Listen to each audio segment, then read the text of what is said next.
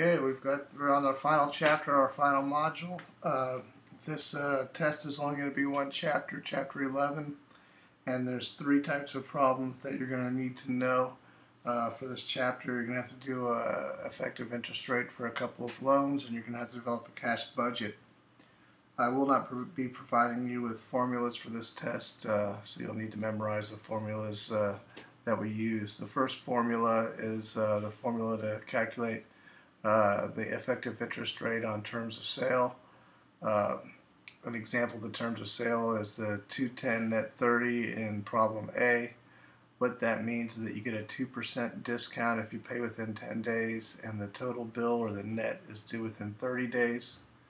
The formula is percent discount divided by 100 minus the percent discount and multiplied by days in the year divided by the difference. The difference is between the net due date and the discount due date.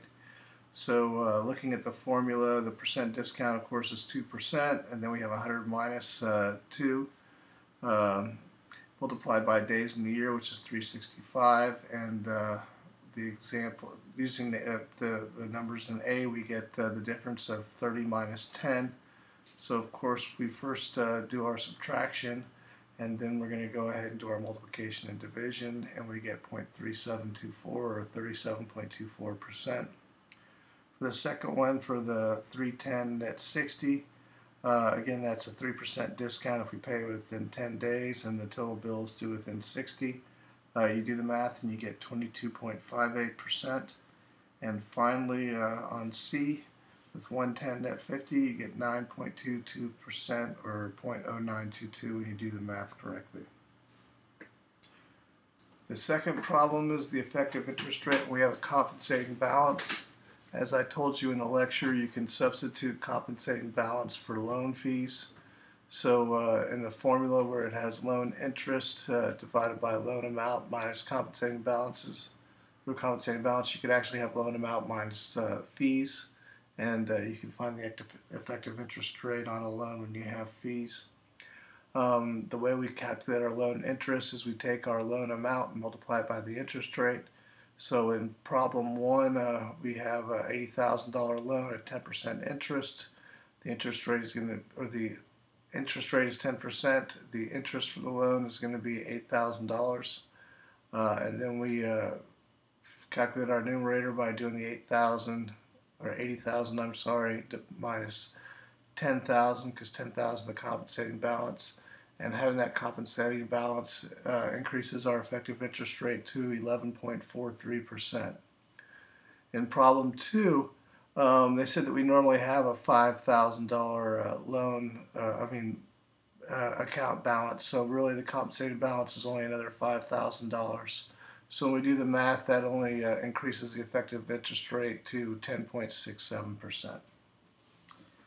Okay, finally, we've got the cash budget problem. And I have the problem here where we're given sales and purchases and expenses or other expenses for December through March. We're given information on our sales, our purchases, and our inventory.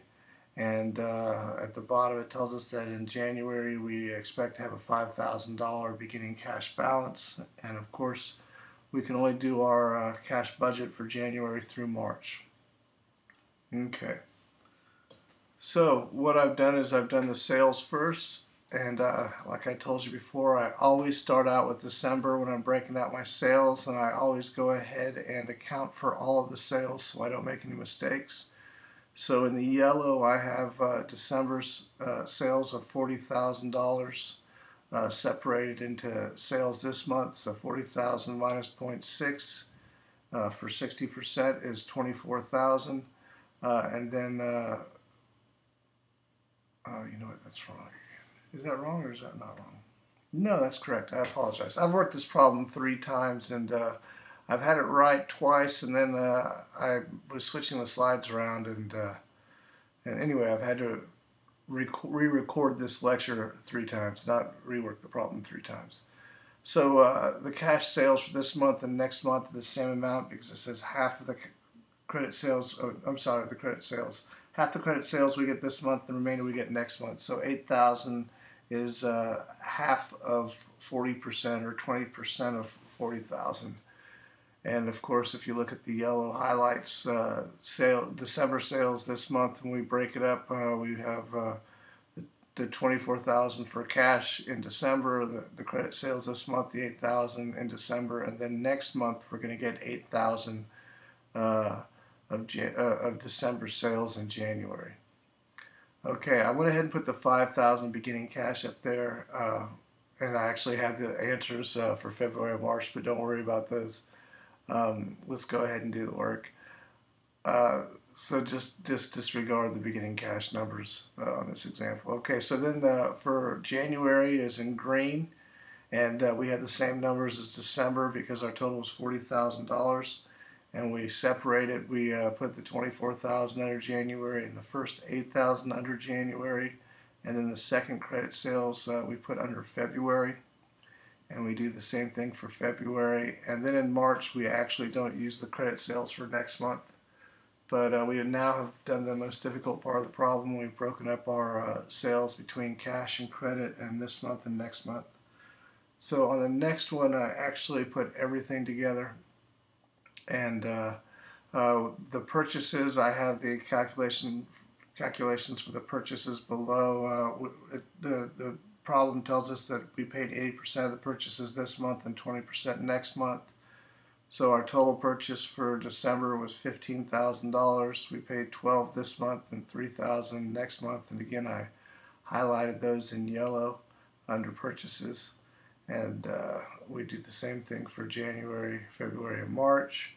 Again, the purchase this month in December doesn't affect our cash budget from January through March. And the purchases that we pay next month doesn't affect us in March. If you look at my purchases, I didn't have calculations, or I didn't make March negative in my calculations, but as you know, all the purchases are negative. So they're not in parentheses, and that's just an error. And since this is the third time that I'm recording this, I'm not going to start over and correct that. I think that's a minor error. It doesn't affect my calculations. Okay, so then I just went ahead and I plugged in the other cash expenses because those were paid in the month that they incurred, and we have the capital expense of $10,000. And then I did the math. I just went ahead and added up all my cash or my revenues for the month, and I subtracted out my expenses, starting with the $5,000. And I should have $13,400 of cash at the end of January, which becomes my February balance. And I do the math again, and I just sum that entire column, and I get $11,600 of cash for the end of February. And I bring it up for my beginning cash balance of March, do the math again, and my ending cash balance in March is $17,000. Thanks.